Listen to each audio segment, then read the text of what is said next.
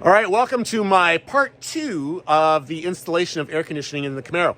Now, after releasing part 1, I did get some negative feedback on putting air conditioning in this car.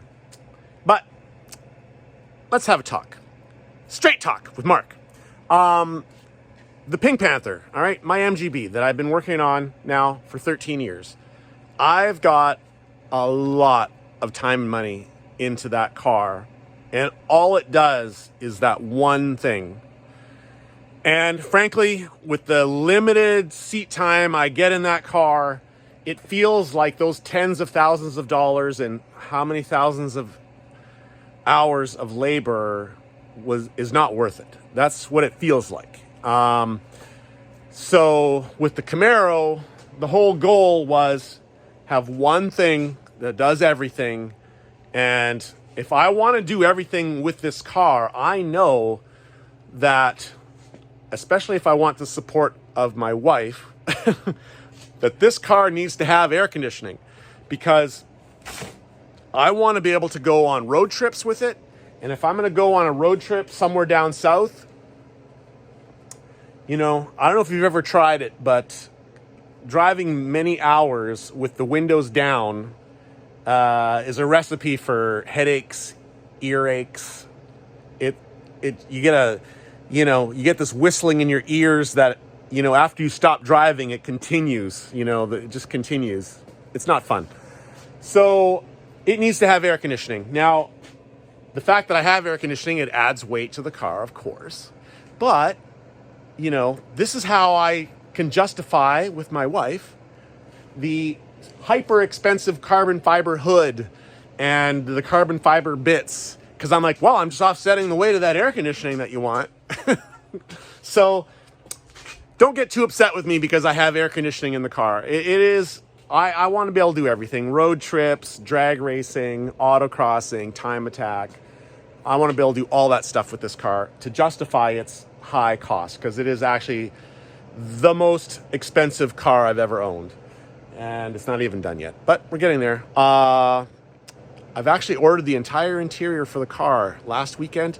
The entire interior has been ordered, and I can't wait till that comes in. But anyways, let's continue on part 2 of the air conditioning install. Okay, so this is the cap that goes in the engine compartment, like behind the passenger side fender, and the hoses pass through there. So it's saying take a heater hose and put it through the bottom right. Oh, this is marked.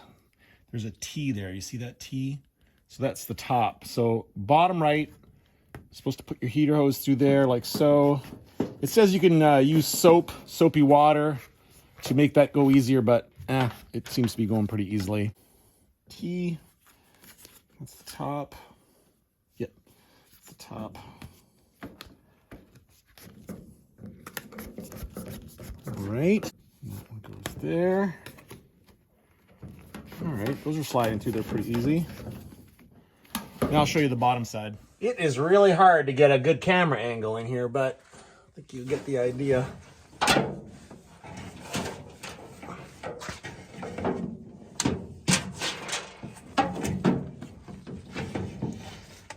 Okay.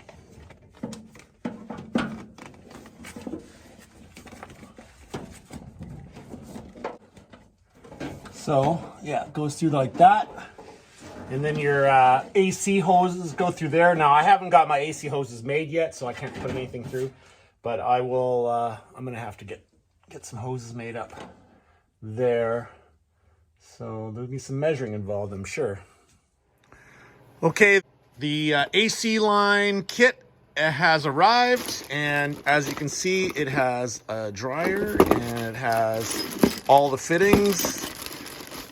Now, I don't know, I'm sure that my local hydraulic shop can crimp these, but looking at how cheap you can get a hydraulic crimper for these, I just ordered one. So link in the description for all that stuff. But I'll be making my own hoses, I guess, once I've figured out where all these go.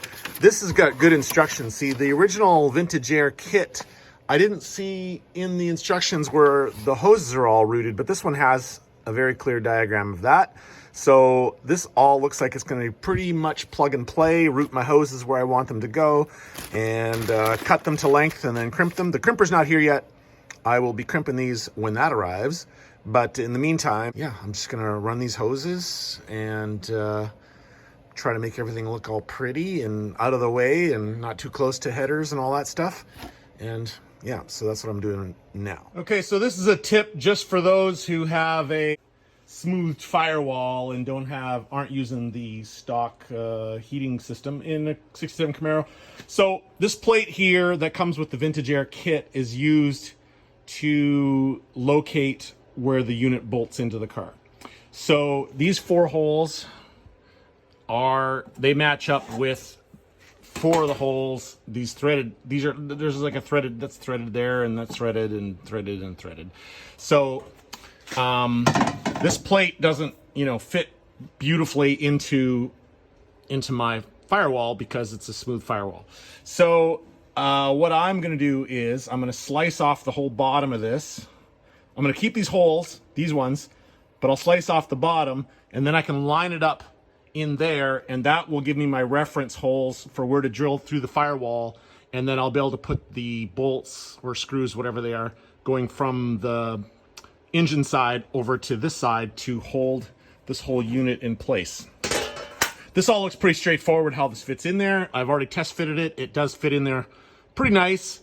And I'm just gonna slice up this plate and then hold it into there and drill the holes, and that should be it. So these are the 2 fittings that came with that Vintage Air kit that don't work in my application. So the compressor that came with the serpentine drive system that I got from CVF, it just puts them in a weird place, It puts the hoses going off like, well, you can see.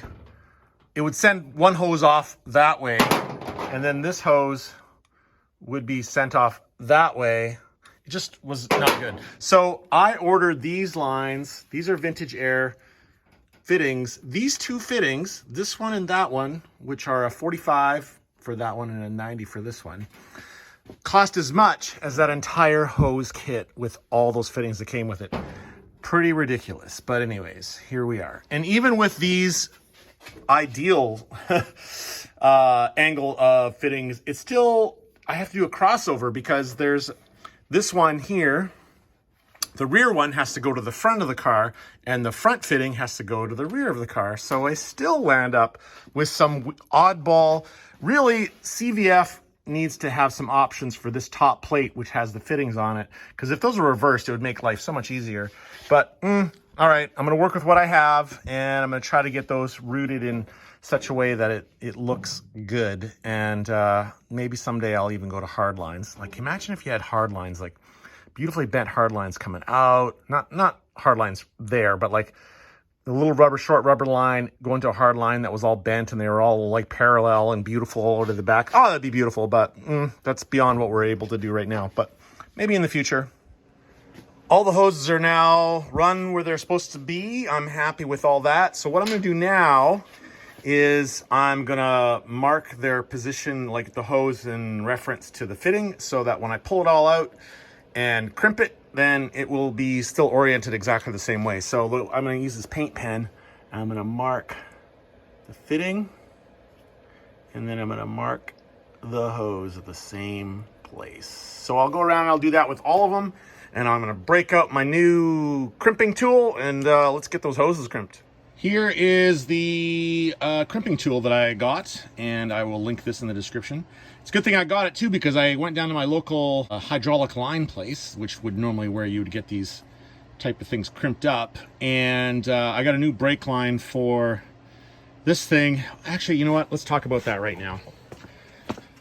So I'll share my mistakes on here. I'm okay with that. Okay, so I was welding this little piece here, okay? Just do a little bit of TIG weld there to fill in that little bit of a space. And so I'm looking around, I'm like, where can I put my ground onto? And I was like, oh, I'll just clip it onto here, right? This is metal, this is steel. I'll just clip it onto here. That's bare metal. I clip my ground onto here. and I started welding that, and then I stopped to get another filler rod, and when I flipped my helmet up, all this was on fire. All this was on fire. The ground had gone through my brake line, and it set this outer part on fire, and yeah, we had a great big fire going on under here. So yeah, when I went to my local hydraulics place to get a new line, I asked them about crimping my AC lines, and the guy told me that he's not allowed to, because if he gets caught crimping those lines, it's a $5,000 fine, and it's a $4,000 fee for the permit to crimp air conditioning lines. So it's a good thing that I got my own. But anyways, back to my little fire problem. Okay, so there was nothing damaged except the brake line itself. Everything's fine. But yeah, you got to find a better ground. Just, you know, on the carts, when I weld on the carts, I always put it on the brake disc. It's a good non-painted place to get a ground. Didn't even think about it. Put it on the car, not thinking, oh yes, this whole thing is on urethane bushings and stuff. So the only path for the electricity was through the stainless steel brake line. So don't make that mistake, okay? It was pretty scary. It probably took me 24 hours for my heart rate to come down from that one. Anyways, back to my crimping tool. So it has dies for all the different sizes of AC lines that you're gonna use. And well, let's give her a try right now. I think I have the number 10 in there right now. So let's give that a try and see how that works. All right, I'm gonna try to do this first one right on the car so that I don't have to pull the hose back out through everything and all that. So let's give this a try. So it turns out there's two different kinds of dies. There's RB, which is a reduced barrier, and I think that's a thinner outer hose. And like, I think just the thickness of it is just less on the reduced barrier. So this die here, I made sure I had the right one, because this kit comes with a number 10 reduced barrier and a regular. So this is the regular. So just put it over here like this. It looks pretty straightforward. There. Now it's pinned. Fittings in there. Let's see. Well, hose is shoved in all the way. And now just, let's see, can you see that? Let me look. Okay, there. And yeah, now just pump it until it stops, apparently.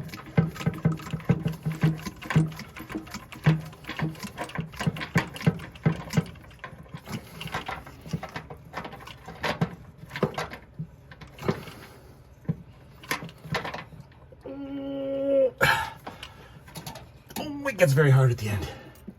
Okay, so now that I've squeezed that as much as I can, let's back that off. Let's see how that looks. Look at that. You'd almost think a professional had done that. That's awesome. All right, well, I'm gonna do the rest of them like that now. And yeah, hoses are made.